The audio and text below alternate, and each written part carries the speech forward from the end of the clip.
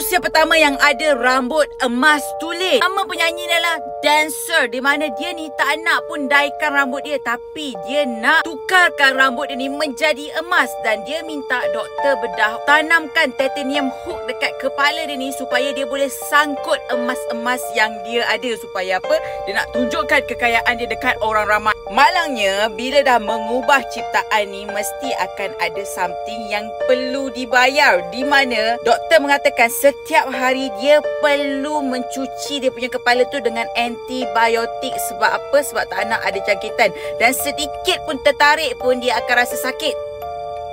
Kan sakit tu. Tapi dia kata tak apa doktor, sebab ini demi kepopularitian diri dia sendiri untuk orang ramai. So dia sanggup gantung emas dekat kepala sendiri demi nampakkan dia ni memang betul-betul kaya.